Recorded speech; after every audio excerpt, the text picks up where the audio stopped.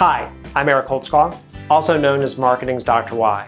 And on this past Sunday's Lessons in Laddering, which you can hear on KCAA 1050 AM at 4 p.m. every Sunday afternoon, I talked about the concept of vice marketing. Now, vice marketing is when you're working with a product or service that's not part of the mainstream. So think about alcohol, tobacco, or maybe even clubs. And when you're working in that space, you have to understand that the consumer groups that are willing to associate with those products are typically not your mainstream consumers. And they like things like humor at other people's expense, and they're okay with using salty language. So your marketing approach may be very different for those groups. They also like to participate with things in person.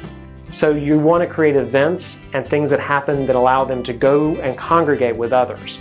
They don't want to just experience over social media or see other people having fun. They want to participate in the action.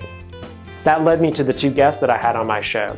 I talked with Ari Fleischer with Frozen Pints. His company has built this really cool product, which is a combination of ice cream and craft beer, which happened by accident at a party that he was at. And he talked about how he had to use word-of-mouth marketing and really kind of grassroots campaigns to move that product up in the food chain. It's now being distributed in 160 stores across Georgia, and they hope to move it nationwide soon.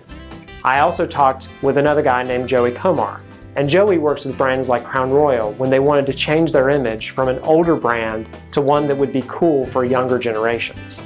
He talked about how they had to promote those products and make sure that people felt inclusive, and then they had to move to an exclusive arrangement.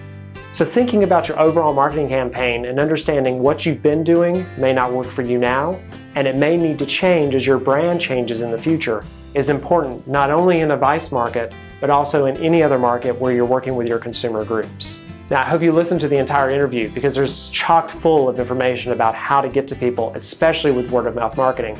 And you're going to want to hear the story that I tell at the beginning about Pabst Blue Ribbon and how they brought that product back from the dead. Now, that's your Wednesday answer. Go put it into action.